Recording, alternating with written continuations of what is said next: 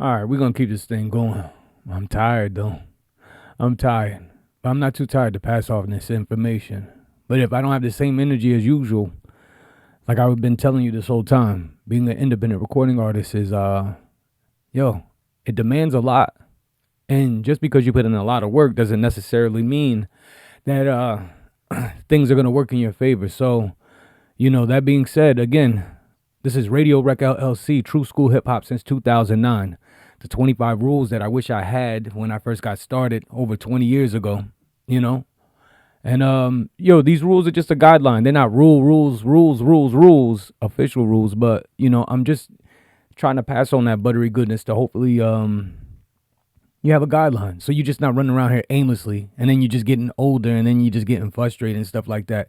But again, I'm gonna tell you, man, it's gonna get energy draining. There's a lot for you to do, especially if you have no crew. And I'm not just talking about a bunch of people hanging around you. I'm talking about a crew, a team of people actually helping you get the business side done. Because really, at the end of the day, this is the music business. This is the recording business, the business of being independent. So that being said, let's go right on to rule number 2. Double down on your efforts if you really want results, right? And I got this in 2005. And I think right now, this is really, really important about double down on your efforts if you really want results. And I say that because even right now, I'm going through it. Like I said, I'm tired, right? So not only do you have limited energy, you have limited time in the day. So if something is working for you, or if you're getting momentum in something, you have to double down on your efforts. So that's just in general. Like I said, I'm going through that now. But let's go to the rule and how I learned it in 05. So in 05, I put some mixtape together. I put, mixtape 101 together. And I started getting a little bit of momentum with mixtape 101. I did my best to get as high quality production as possible. You grab some tracks. You know how mixtapes work out.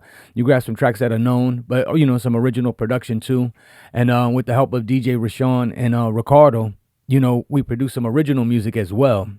And then we mix and mastered it. Yeah, mix and mastered a mixtape, right? Because we wanted to, present ourselves. Well, I wanted to present myself as top notch as possible. Remember, around this time, again, 50 Cent and French Montana is really having a lockdown on the mixtape game. And that's not to say that you can't enter during that time. You couldn't enter into the mixtape game, or at least on local wise or regional wise, just getting to because the distributors, they're regular dudes going from shop to shop and stuff like that. But you had to come with that quality, you know what I'm saying, from the cover to the sound and everything. They just was gonna put out anybody stuff. So this was important, right? So like I said, mixtape 101, I called it mixtape 101 because it was my first dive into the mixtape era. Mixtape has always been around for a while. And I was catching this at the tail end, but this was how you made a name for yourself if you didn't have anything, right? So I made these, what I considered at the time, these top-notch recordings, and I was just giving out the CDs and stuff like that. I had like 5,000 pressed up, giving them out, giving them to distributors, just out and about. I remember we hit the Puerto Rican Day Parade with them everywhere locally. I was just going everywhere with this mixtape. But then I started getting some momentum with them. People started knowing who I was. When I pop up, I was able to perform some of the songs off the mixtape. So then I doubled down. At this time, I had my cousin Nature. He was looking to do some recording. So we made mixtape 102 behind that. This is all in the same year too. And this one with mixtape 102, what I did, I did the same recipe that I did for mixtape 101. So I did double down. I doubled down with, just grabbing some tracks and then getting some original music. But this time I let Nature do his thing on the recordings, and too, doubling down with the artist, just not me being the only artist, doubling down with my efforts, you know what I'm saying? So then we have 2 mixtapes running around and floating around. And then people understood, this is the time before it was Radio Rec LLC. It was just Radio Rec Records. And that was my brother and I's company. And so we were pushing these mixtapes, mixtape 101 and 102. And like I said, we even took these to the Puerto Rican Day Parade. We jumped into the parade. We were giving them out through the city and stuff like that. And it was crazy. By doubling down on the efforts, by the time that we got back in our area, and our area is Middlesex County in Jersey. For people that don't know, it's what is called Central Jersey. Jersey is a small state, and it's kind of divided up into 3 parts: Northern Jersey, Central Jersey, and South Jersey. Well, 4 parts, because the shore is its own thing and stuff like that. Well, all throughout Central Jersey, with mixtape 101, I developed, I guess what they would call a buzz, right? And that was the help of the marketing efforts of Hafiz and Blazing Multimedia, because he gave me something that I hold true to this day. He was like, you don't have enough resources and money to cover a wide array, not even in Jersey, right? So he said, if you can get 5,000 CDs and 5,000 flyers, you're in Middlesex County, you're in the New Brunswick area. New Brunswick is like a small little city within, the Middlesex County, but it's heavily congested with a lot of music, a lot of art, Rutgers University and stuff like that. He said, if you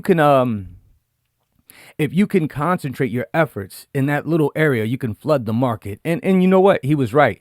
We would jump on all the Rutgers buses. We would show up to all the Rutgers events, Unity Day, and all the different things. Like I said before, all the hip hop events. We would, be out there heavy, heavy, heavy. And just handing out flyers, mixtapes, and just letting people know what was going on. And then it started to catch momentum. And like I said, it's like I doubled down and then made mixtape 102. And with mixtape 102, we traveled a little bit more with it. You know what I'm saying? From New Brunswick, a little bit more Middlesex County. And then, like I said, we were out in the city and stuff like that. Because, Jersey and the city is very connected. So we figured that, we'll get to the city, but that's going to have a trickle effect. And don't within that year, people knew what time it was. They, you would hand them one mixtape and they were like, oh, I got that one. Oh, I don't got that one. So it was working. So doubling down on the efforts and not straying away was working. And it worked so well. We doubled down again and made concrete music towards the end of '05, but it didn't come out to '06. And I'm not going to talk about that as of right now. But I just was saying, it's like, it's very hard to build momentum. You're going to try a lot of different stuff that it might not work, or you might see a little bit of thing working.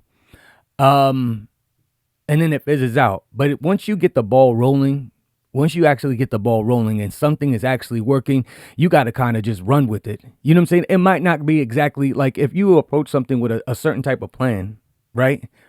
And you go to execute and it doesn't work, but it does work, but it doesn't look exactly like how you had in your mind. But if it's working, you got to double down on that. You got to double down. You don't move away. You don't move away and try something else. Imagine that you're pushing a boulder uphill, right? And you almost get to the top. And you know that if you get that boulder all the way to the top, once it hits the top, it's going to roll down with ease. But instead of pushing the boulder to the top, you're like, yo, this is taking too much effort. And you get all the way up there. And then you're like, I'm going to try this other thing over here. So then you let that boulder go down. And then you start all over with something else. And then you start pushing that up. And then just right before you get it back to the top, it's like, man, I should have just stuck where I was going. Or you even have the audacity to move to something else.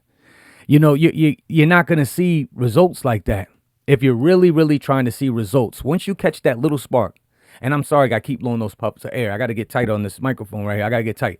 But once you're trying stuff, you're going to, if you're trying stuff, you're going to probably fail a lot. And that's okay. You're not really failing. You're finding out what works and what doesn't work. But once you get that little spark, you got to double down, right? If you've been going for years and years and years and trying to make money with your music, or trying to make money doing something, or trying to get an audience doing something, and it hasn't been working out, and then you just get a little drop. You get that little drop. Well, I guarantee you, if you double down, there's more. You just got to dig deeper. You got to figure out what worked, how it worked. That's the thing. A lot of times what will happen, somebody will try something and they get so frustrated, and then they see that little bit of bread. It's like, that's not enough. But that's how it works. See, because where there's $1, there's two. And where there's two, there's four. You know what I'm saying? So it's like, and where there's four, there's more. But you have to stay focused.